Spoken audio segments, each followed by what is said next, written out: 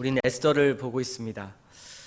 에스더서는 역사의 주인은 누구인가? 라는 그 질문을 던지면서 하나님이라는 단어가 전혀 등장하지 않는다라는 것을 말씀을 드렸습니다. 오히려 페르시아 왕이 굉장히 많이 나오고 부각되는 듯 하지만 역사라는 그 무대 뒤에서 하나님께서 쉬지 않고 일하고 계시다라는 것을 오히려 역설적으로 강조한다라는 것을 또한 어제 말씀에서 나누었습니다. 하나님이 일하시기 때문에 세상의 그 어떠한 일도 우연이 아니라 하나님의 섭리 안에 일어나는 선한 계획, 그 계획 안에 우리가 살아가는 것입니다. 이러한 맥락에서 에스더의 전체의 핵심 구절 중 하나가 바로 4장 14절 말씀입니다. 그 말씀을 보면요, 이때 네가 만일 잠잠하여 말이 없으면 유다인은 다른 데로 말미암아 노임과 구원을 얻으려니와 너와 네 아버지의 집은 멸망하리라. 네가 왕후의 자리를 얻은 것이 이때를 위함이 아닌지 누가 알겠느냐 하니. 이때를 위함이 아닌가? 우리가 마주한 삶이라는 이 드라마를 무대 뒤에서 일하시는 하나님께서 감독이라고 인정하는 사람, 그 사람은요, 현재의 상황을 눈에 보이는 대로 판단하고 생각하지 않습니다. 드라마라는 것은 갈등이 항상 있지요. 그래야 나중에 극적인 결말로 재미가 있기 때문에 그렇습니다. 결말은 항상 감독의 의도대로 나올 터인데 우리 인생이라는 이 드라마의 감독은 선과 기쁨, 사랑을 추구하시는 분입니다. 그 결말은 언제나 사랑과 선과 기쁨입니다. 우리가 인생의 드라마라는 그 드라마 속에서 우리가 주인공이고요, 그 갈등 속에 살아가지만 그 극적인 결말은 언제나 선과 기쁨, 그리고 행복, 사랑이라는 결말이 예고되어 있습니다. 그래서 우리에게 주어진 과정들이 좋든 좋지 않든 하나님께서 지금도 나를 위해 일하고 계십니다. 무엇이든 감사하오니 주의 뜻대로 이끌어 주시옵소서. 지금의 나는 하나님이 세우신 인생의 드라마의 주인공이며 지금 나는 이때를 위함에 존재합니다 라는 것을 고백하는 것이죠. 이렇게 하나님을 신뢰하는 삶을 사는 것이 그 드라마를 사는 방법입니다. 그때 비로소 그리스도인들은 4장 16절의 말씀처럼 결단과 고백을 할 수 있습니다. 당신은 가서 수산에 있는 유다인을 다 모으고 나를 위하여 금식하되 밤낮 3일을 먹지도 말고 마시지도 마소서.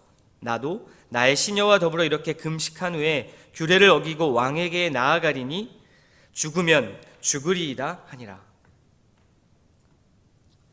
오늘 통독의 순서는요, 드라마에서도 굉장히 갈등이 극적으로 달하는 상황입니다.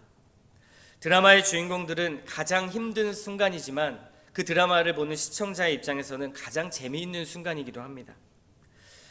지난 말씀 3장에서 하만은 모든 유다 사람들을 말살시키려는 음모를 갖게 되지요. 그 음모를 꾸밉니다.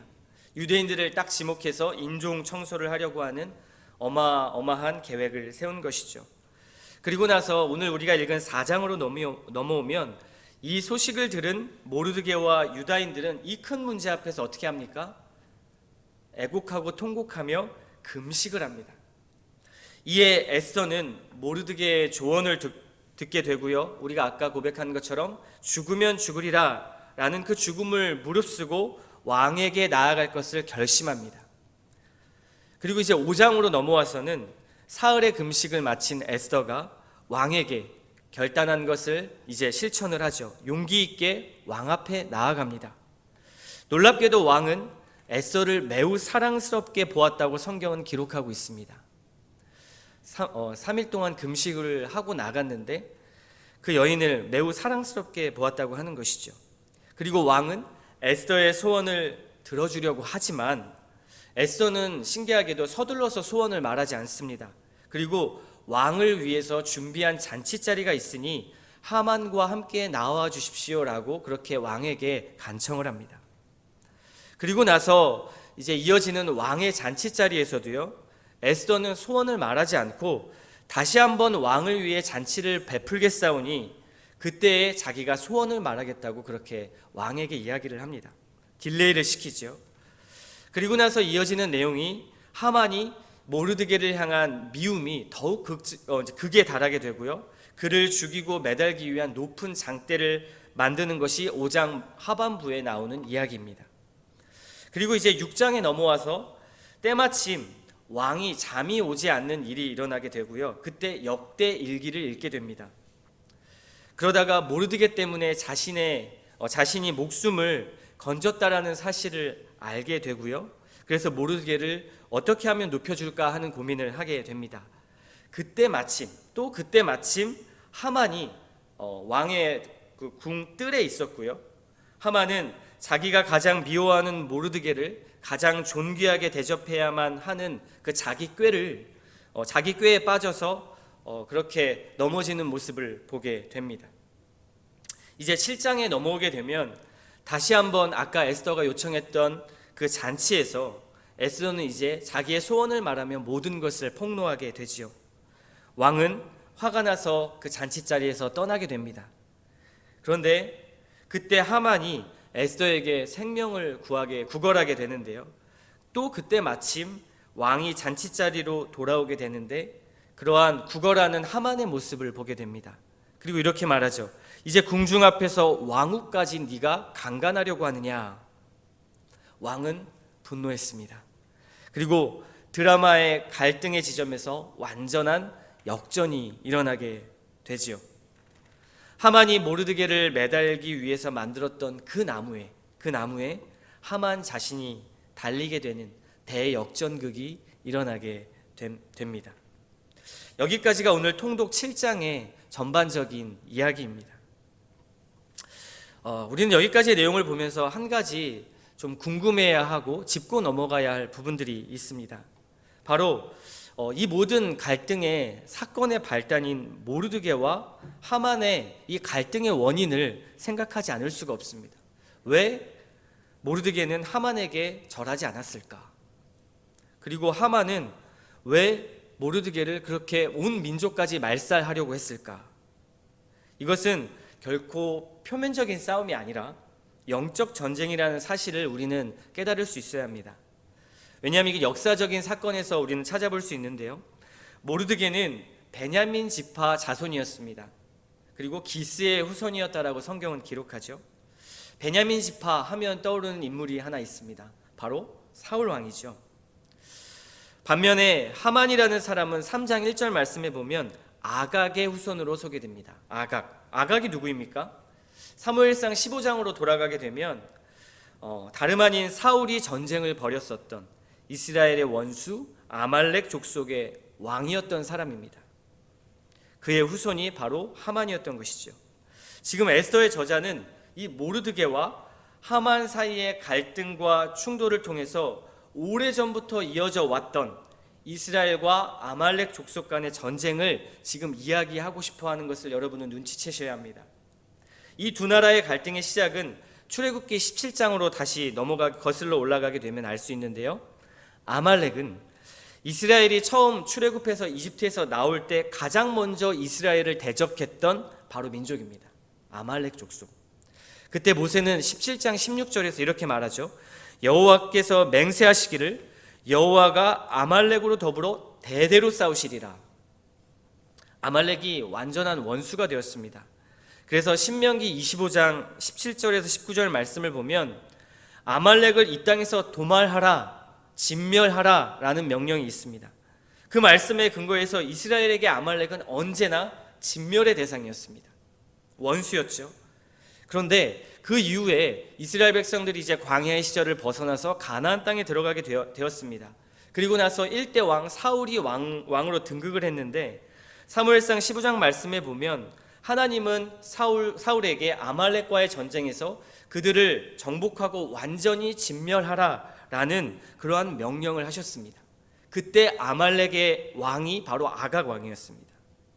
그런데 그때 그 전쟁에서 사울이 어떻게 했을까요? 하나님의 말씀에 불순종하죠. 아각을 죽이지 않고 그냥 산채로 포로로 잡아옵니다. 그리고 그의 양과 소, 좋은 것들을 구별해서 완전히 진멸하지 않고 자신의 나라로 가지고 오지요. 진멸하지 않았습니다. 결국 이것은 개인적인 싸움이 아니라 이스라엘과 아말렉 사이의 거룩한 전쟁의 연장선에 있는 것이 바로 이 모르드게와 그리고 하만의 바로 이 전쟁입니다. 이런 이유로 모르드게는 유독 하만에게 절을 하려고 하지 않았던 것이고요. 하만 역시 모르드게가 유대인인 것을 알았고 그래서 민족 전체를 말살하려고 했던 것입니다. 이것을 우리에게 한번 적용해 볼까요? 교회는 어떨까요? 그리고 성도의 삶은 과연 어떨까요? 여전히 사단은 표면적인 현상으로 교회와 성도를 지속해서 무너뜨리려고 합니다. 말씀과 부딪히는 세상에서 우리는 늘 영적 전쟁을 감수하지 않을 수가 없습니다. 페르시아와 같은 이방 나라에서 하나님을 신뢰하며 산다라는 것은 굉장히 많은 불편과 내적 갈등을 동반할 수밖에 없습니다. 여러분이 이 땅 가운데 사시면서 전혀 갈등이 없다, 나는 어떠한 영적 전쟁도 없이 너무나 평안하다 하시면 문제가 있는 것입니다. 언제나 우리는 다른 가치 속에 사는 이 세상에서 영적인 갈등을 겪을 수밖에 없습니다. 우리의 삶은 보이는 현실의 전투이기도 하지만요, 실상 하나님의 다스림을 받을 것인가 사탄의 통치를 받을 것인가 하는 이 선택의 문제가 있고요, 그리고 영적 전쟁의 문제가 있습니다. 이러한 전쟁에서 우리는 늘 두렵고 떨리는 마음이 있습니다. 내가 과연 이 선택을 했을 때 잘 살아갈 수 있을까? 잘 생존할 수 있을까? 이 세상 가치를 따르지 않고도 하나님이 나를 지키실까 하는 두려움이 있는 것이죠. 그런데 우리가 안심할 수 있는 이유가 하나 있습니다. 하나님께서 유다 백성들에게 누구를 준비하셨습니까? 에스더를 준비하셨죠. 그리고 유다 민족 전체를 구원하셨습니다. 마치 드라마가 완전히 이제는 유다 민족이 말살되고 끝나는 것으로 갈 줄 알았지만 하나님께서 대역전극을 펼치시죠. 에스더를 통해서요. 하나님은 극적인 이 영적 전투에서 에스더와 같은 놀라운 승리의 씨앗을 우리에게도 준비해 놓으십니다. 눈에 보이는 것은 패배하고 낙심하고 좌절하고 하는 일마다 되는 것이 없는 것처럼 느껴질지 모르지만 오늘 말씀 보면 7장으로 넘어가면서 굉장한 대역전극이 일어나지 않습니까? 때마침 우연히 이것과 같은 섭리로 보이지 않는 익명의 하나님께서 우리에게 수많은 역사와 신비로 우리를 보호하시고 승리를 보장하고 계신다라는 사실입니다.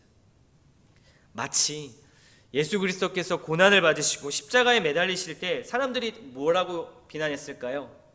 결국 지는구나, 당신은 메시아가 아니었구나, 역시 믿음도 신앙도 다 소용없지, 현실은 현실일 뿐 현실에 충실해야 돼. 아마 이렇게 생각하며 좌절했을지 모릅니다. 그런데 궁극적으로 예수 그리스도께서는 죽음을 이기셨죠. 3일 만에 부활하셨습니다. 그리고 성경의 말씀으로 인용하자면 사탄의 머리를 깨부수셨습니다. 십자가로. 악을 선으로 이기셨습니다. 그리고 놀라운 역사를 이루셨죠. 우리의 신앙 여정 또한 마찬가지입니다. 우린 영적 싸움에서 그리스도를 담보로 승리를 보장받았습니다. 우리가 그리스도와 연합했기 때문에 우리는 지는 것 같지만 절대 질 리가 없습니다. 그리스도께서 승리하셨기에 만약 우리가 패배한다면 그리스도가 패배하는 것인데 그리스도는 패배할 수 없습니다. 그 싸움은 바로 선으로 악을 이기시는 놀라운 대역전극이었습니다. 이 사실을 기억하십시오. 성도는 결코 절대 패배하지 않습니다. 여러분의 인생이 실패한 것 같지만 절대 실패하지 않는 인생이라는 것이죠. 넘어질 수는 있지만 오뚜기처럼 다시 금방 일어설 수 있습니다. 그리고 이기는 방법은 선으로 악을 이기는 것입니다. 선으로 악을. 이 힘이 어디서 나올까요? 7장까지 말씀을 보면서 이와 관련해서 한 가지 더 나누고 싶은 것은 유다 민족이 했었던 바로 금식입니다. 금식. 지난 한국교회 역사에 금식을 빼놓을 수가 없죠. 아마 여기 성도분들 중에서도 금식을 해보신 분들이 있으실 겁니다. 기도의 불길이 식지 않았을 8, 90년대에는 정말 많은 분들이 금식을 했습니다. 밥 먹듯 정말 금식을 했고요. 그리고 산에 가서도 40일, 21일 이렇게 기도원에 다니시면서 금식을 하시는 분들을 많이 보았습니다. 예전 제가 청년 시절 교회 다닐 때에도 여자 목사님이셨는데도 불구하고 21일 금식을 하는 것을 보았습니다.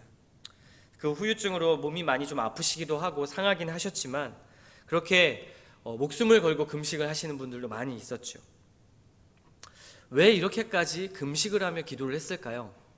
그리고 여러분들이 금식 기도를 하셨다면 그 금식 기도의 목적이 무엇이었습니까?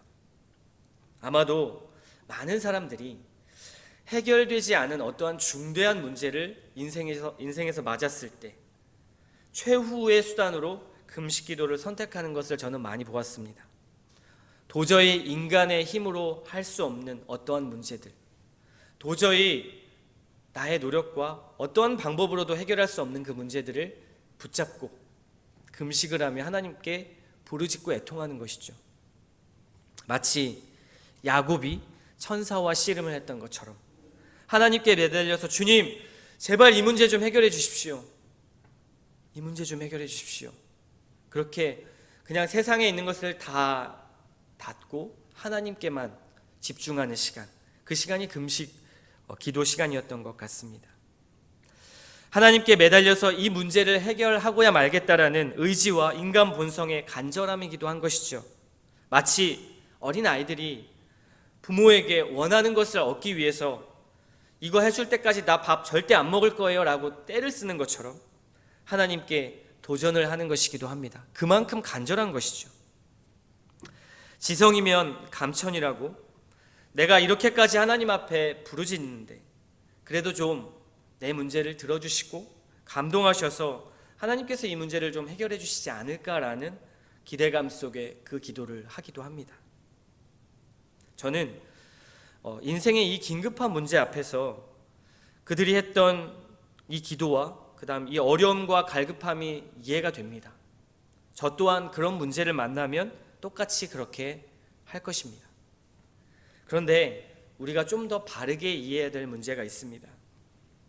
금식과 기도라는 것은요, 하나님께 우리가 무엇을 얻어내기 위한 종교적 수단이 아니라는 사실입니다.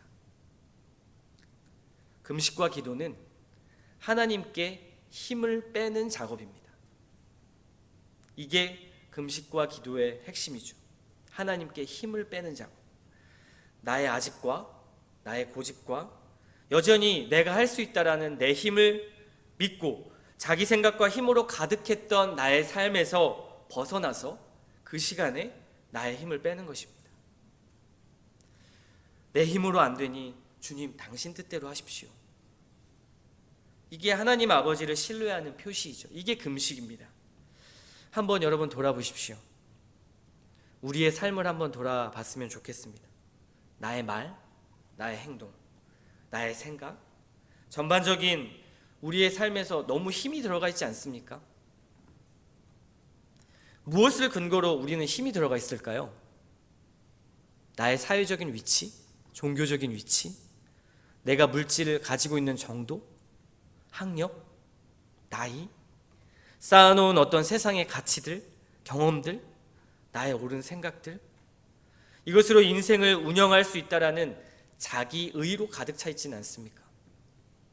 이것을 부수는 게 정말 쉽지 않죠.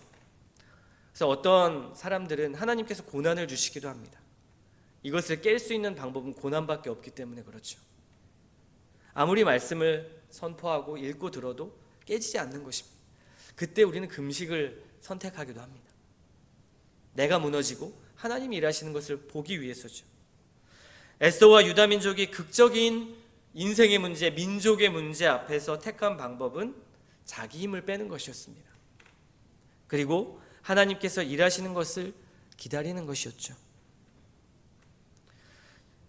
사랑하는 성도 여러분, 신앙생활은 한마디로 말하면 자기 힘 빼기입니다. 그리고 하나님 더하기입니다. 자기 힘을 빼고 하나님을 더하는 것. 내 플랜 위에, 내 자존심 위에, 내 고집 위에, 그 위에 하나님을 두어야 합니다. 자꾸 그 밑으로 두니까 신앙생활에 변화가 없고 우리 삶에 변화가 없는 것이죠. 그래서 이 아침에 우리는 이것을 위해서 기도했으면 좋겠습니다. 우리의 삶은 영적 싸움입니다. 그 영적 싸움 가운데 그리스도를 통하여 그 승리를 보장받았습니다. 그러나 인생이라는 이 드라마 속에서 너무나 이 굴곡이 많고 패배하는 것 같기도 하지만 하나님께서는 우리가 힘을 빼고 하나님 앞에 하나님이 모든 것을 행하시는 우리의 창조주이시며 구원자이시며 인생의 감독이십니다라는 걸 인정할 때 하나님께서 우리에게 베푸시는 은혜들을 여러분의 각 순간순간 인생의 도처에서 만나실 수 있습니다. 인정하지 않으면 볼 수 없죠. 영적 눈이 가려져 있으니까요. 그래서 오늘 이 아침에 기도하실 때 하나님, 나에게 이 영적 눈이 뜨이게 하여 주시옵소서. 나의 힘을 빼고 하나님을 더하는 시간이 되게 하여 주시옵소서. 그리고 하나님께서 원하시는 그 영적 싸움에서 승리할 수 있는 그런 믿음의 자녀 되게 해달라고 기도하는 이 아침 시간 되시기를 축복합니다.